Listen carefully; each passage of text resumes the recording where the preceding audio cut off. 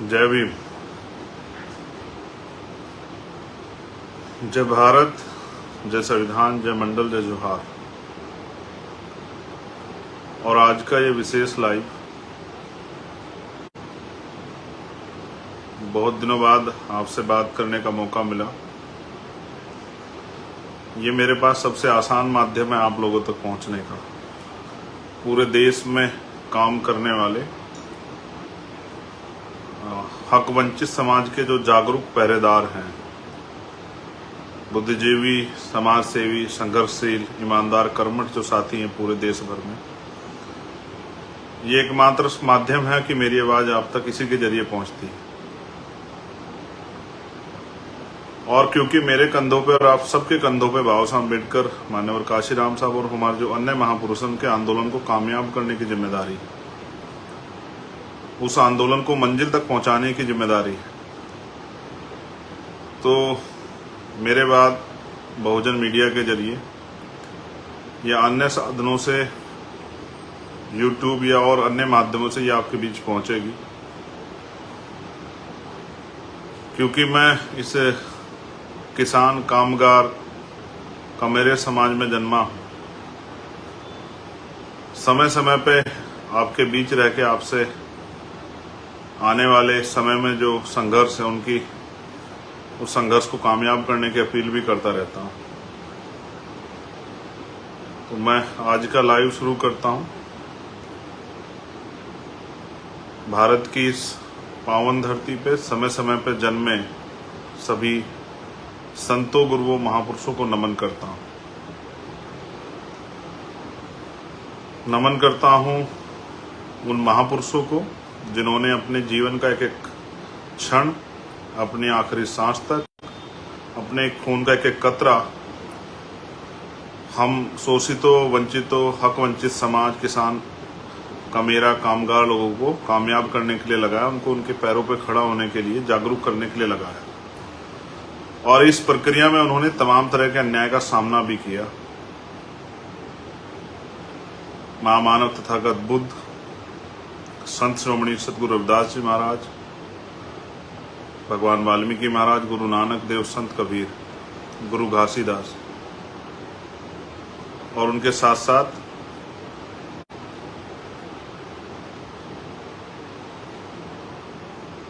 राष्ट्रपिता ज्योतिबा फूले, छत्रपति साहू जी महाराज,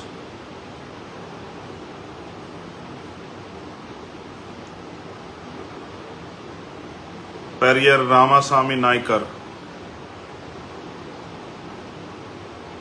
बाबा साहब डॉक्टर भीमराव अम्बेडकर, प्यारेलाल यादव, बाबू जगदेव प्रसाद कुशवाहा, जननायक कपूरी ठाकुर, महामना राम सुब वर्मा, चौधरी चरण सिंह जी, सर छोटू राम, मान्यवर काशीराम साहब, मान्यवर दीना भाना वाल्मीकि साहब, ऐसे सभी महापुरुषों को, जिनमें संत गाडगे जी महाराज नारायण गुरु भी हैं, जिन्होंने अपना पूरा जीवन, और बहुत सारी वीरांगनाएं माएँ, माँ सावित्रीबाई फूले, माँ फातिमा शेख, माँ अवंतिका बाई लोधी, माँ झलकारी बाई, माँ अहिल्याबाई होलकर, माँ फूलन देवी, आप सबको भी नमन करता हूँ। सम्मानित हक वंचित समाज के पैरोकार, पहरेदार, योद्धाओं, आज का जो लाइव है उसमें मुझे आपसे एक अपील करनी है। आप जानते हैं पिछले कुछ दिनों में क्या हुआ, इस बात को आप मुझसे बेहतर जानते हैं। मैं उस हालात में भी नहीं था, लेकिन आपने हर तरह की परिस्थितियों को अपने करीब से देखा। जैसा मैंने पहले कहा, मेरे पास यही एक माध्यम है अपनी बात आपको ईमानदारी तक पहुंचाने के लिए। क्योंकि अगर मैं किसी मीडिया या उसके जरिए भी रखता हूं बात, तो सारी बातें नहीं आ पाती, उनको अपनी तरह से जो चीज़ें लगता है कि नहीं आगे भेजनी, वो डिलीवर नहीं हो पाती। लेकिन मेरा फेसबुक पेज एक ऐसा पेज है कि यहाँ से मैं अपनी एक एक बात आपके बीच रख सकता हूँ। आपने देखा कि 28 तारीख को क्या हुआ। किस तरह से आपकी आवाज़ को कुचलने का प्रयास किया गया, किस तरह से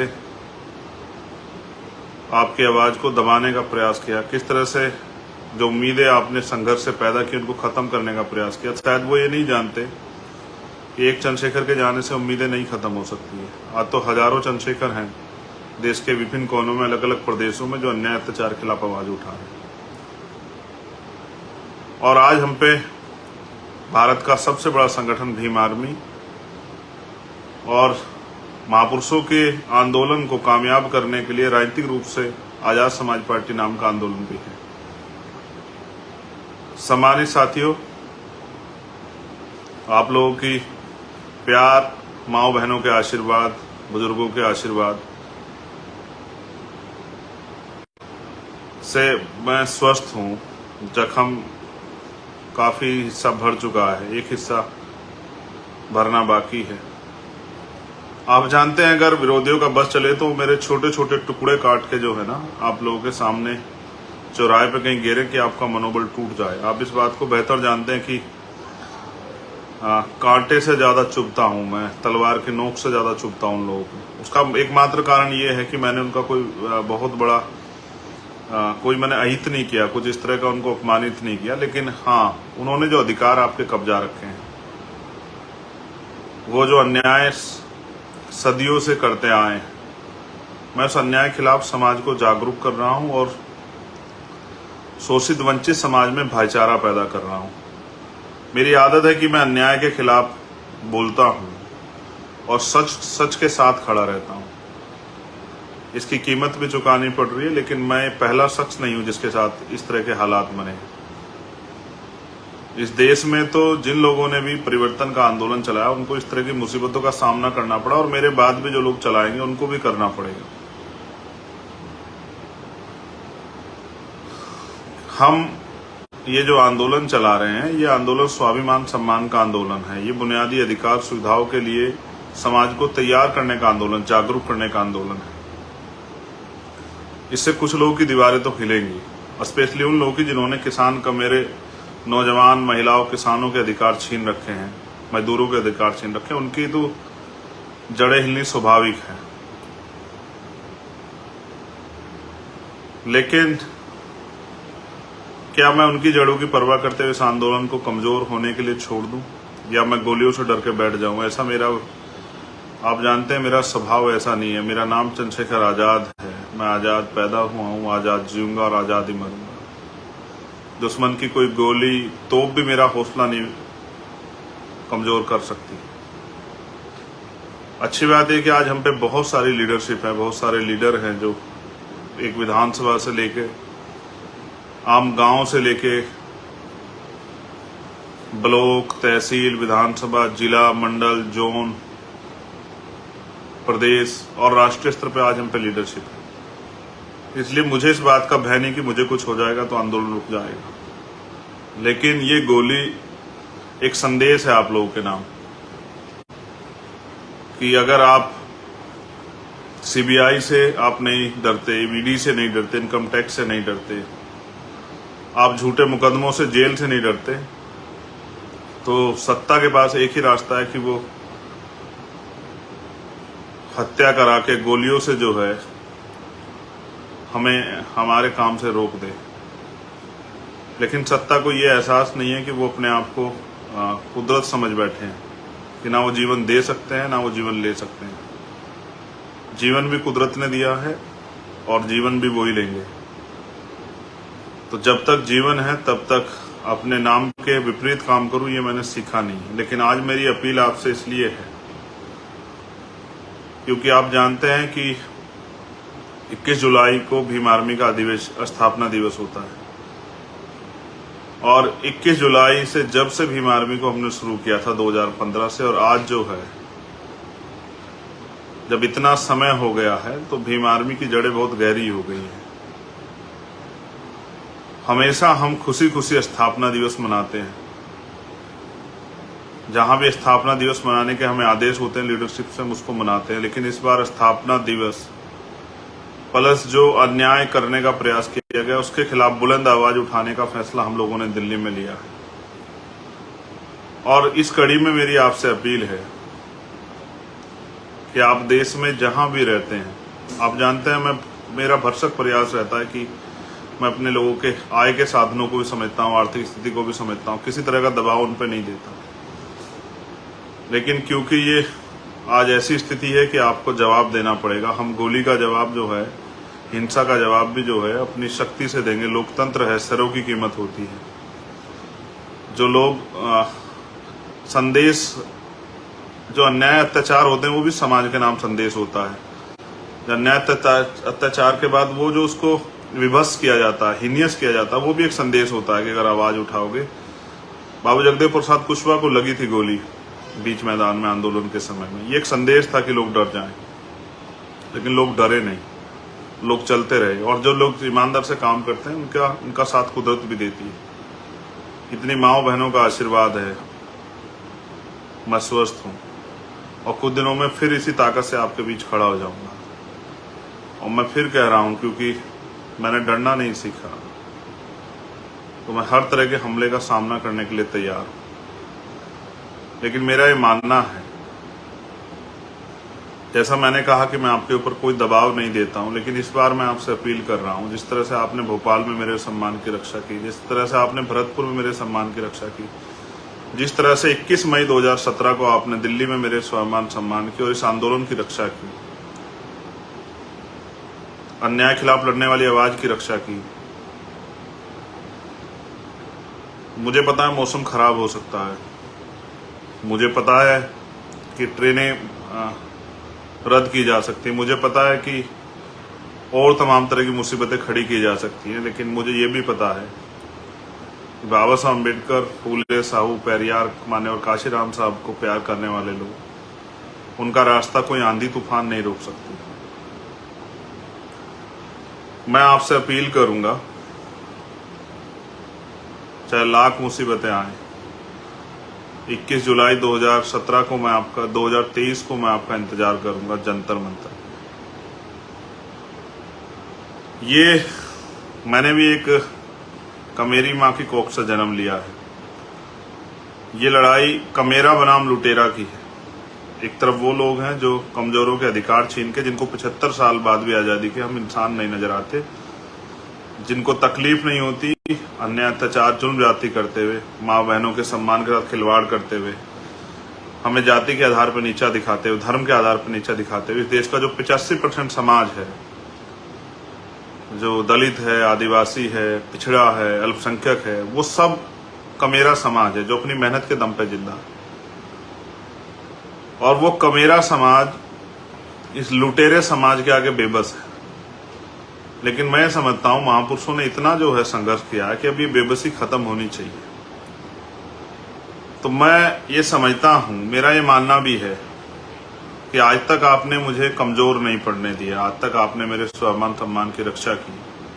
मेरी आवाज बहुत दूर तक जाएगी, क्योंकि मैं जानता हूं इस पेज पे तो 12-13 देशों के लोग जुड़े हुए हैं, लेकिन स्पेशली जहां तक मुझे आवाज पहुंचानी है, अपनी माओ, बहनों, बच्चियों, नौजवान साथियों, भाइयों, बुजुर्गों तक, जिनका खून में जिन्होंने मुझे सींचा है, वो मेरे साथी जो मुझसे मिलने आना चाहते थे, लेकिन मेरे घर से आने के बाद मुझसे मिल नहीं पाए, जो मुझसे प्यार करते हैं, जिन्होंने 7 दिन, जो रात को 3-3 बजे तक मुझसे मिलने आ रहे थे, जिन्होंने हमेशा मेरा हौसला बढ़ाया, मैं उस अपने पूरे बहुजन समाज से अपील करूंगा कि वो आए 21 तारीख को। आप जानते हैं किस तरह सरकार झूठे कानून बना के किसानों के साथ, अल्पसंख्यकों के साथ किस तरह का अन्याय कर रही है। आपने महिला पहलवानों वाला मामला देखा, जब हम उसको लड़ रहे थे तो बहुत लोग हमारे मजाक बना रहे थे, ये भी महिला पहलवानों के ऊपर भी आरोप लगा रहे थे, उनके भी चरित्र हनन कर रहे थे। आज चार्जशीट लिखी तो सबके मुंह बंद हो गए हैं, और जो बड़ी बड़ी बातें कर रहे थे उन पर भी जवाब नहीं बन पा रहा। मैंने हमेशा अन्याय के खिलाफ लड़ाई लड़ी है, कोई अन्याय हो, किसी के साथ भी अन्याय हो। मेरा ये मानना है कि उन माओं के आशीर्वाद से आज मैं सुरक्षित हूँ, लेकिन मेरा ये भी मानना है कि वो सब लोग मुझे आशीर्वाद देने, और इस आंदोलन में, क्योंकि लोकतंत्र है, अपने आखिरी कार्यकर्ता की सुरक्षा भी हमें करनी। जैसा मैंने आपको कहा, मेरे आज भी याद है जो 21 मई 2017 का आंदोलन था, आप लोगों ने इतनी ताकत दिखाई थी कि सरकार की जड़ें हिल गई। लोकतंत्र है ये, इतनी बड़ी 85% बहुजन समाज की आबादी को इग्नोर नहीं किया जा सकता। वो मेरा इनकाउंटर करना चाहते थे, उनकी हैसियत नहीं पड़ी मुझे छूने की, बे कहने की। अब वो मेरे खून से होली खेलना चाहते हैं। मैं उनका पहला शिकार हो सकता हूँ, आखिरी नहीं। हमारी लीडरशिप बहुत है, वो उनको भी नुकसान पहुंचा सकते हैं। उनको जवाब देने के लिए पूरे देश में जो हमारे पहरेदार रहते हैं इस आंदोलन के, जो मुझसे प्यार करते हैं, कभी शायद ऐसा अवसर नहीं आया कि मैंने आपसे कहा हो, लेकिन आज मैं आपसे कह रहा हूं कि आप सब आना, आप अपनी रोटी लेके आना मेरे भाइयों, पक्का राशन, कच्चा राशन लेके आना कि आप 2 दिन को संभाल पाओ। अनुशासन में आना, अपनी शक्ति के प्रदर्शन के लिए आना, इस आंदोलन में मील का पत्थर ठोकने के लिए आना और उनको ये एहसास कराने के लिए आना कि हमारा भाई अकेला नहीं है और उसके खून से होली नहीं खेलने देंगे हम।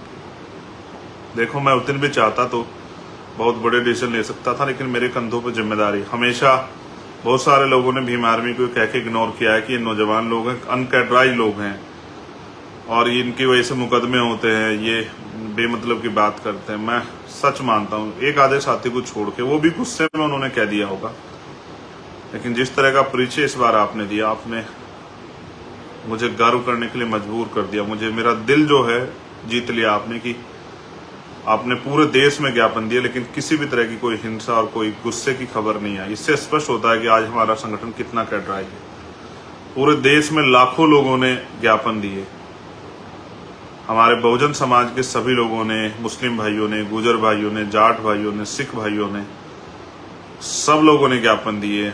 स्पेशली जिस समाज में मैं पिछड़े दलित समाज में पैदा हुआ, पाल, प्रजापति, कश्यप, निशा, सैन, जैन, बुद्धिस्ट, ईसाई, सब समाज के लोगों ने, दलित समाज के लोगों ने भी ज्ञापन दिए, सब जगह पे ज्ञापन दिए और ये कहा कि नहीं, हम अपने भाई के साथ हुए अन्याय के लिए जो है मांगे करते हैं। देखो, आपने देखा,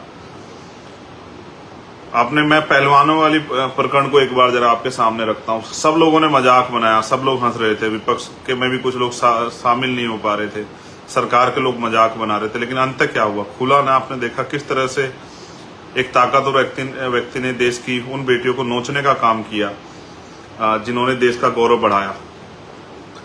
और अब भी इस घटना में जब इसकी सीबीआई जांच होगी, आप देखना बहुत सारे सफेद पोष खुलेंगे। विपक्ष पक्ष के बहुत सारे लोग ऐसे होंगे जो चाहते हैं कि चंद्रशेखर कल का सूर्य ना देखे। सच है, मैं कल का सूर्य नहीं देख पाऊंगा, लेकिन वो तब होगा जिस दिन मेरा समाज मेरा साथ नहीं देगा।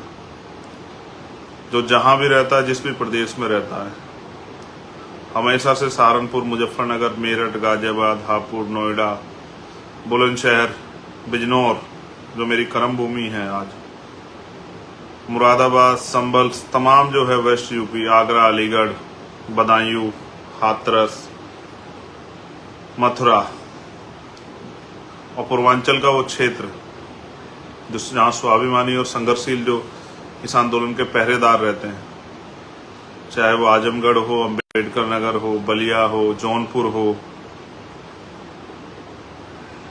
गोरखपुर हो, सिद्धार्थ नगर हो, अयोध्या हो, मैं अपने सब भाइयों से अपील करूंगा जिन्होंने मुझे यहाँ तक लाके खड़ा किया। एक गरीब प्राइमरी स्कूल के हेडमास्टर के बेटे को, एक गरीब माँ के बेटे को, अपने भाई को, वो इस स्वाभिमान सम्मान की लड़ाई में आहुति देने के लिए अपनी जो पहरेदारी वो कर रहे हैं समाज की, वो पहरेदारी दिखाने के लिए वो जरूर आएंगे। मुझे नहीं पता आप कैसे पहुंच पाओगे, ये आपको तय करना है।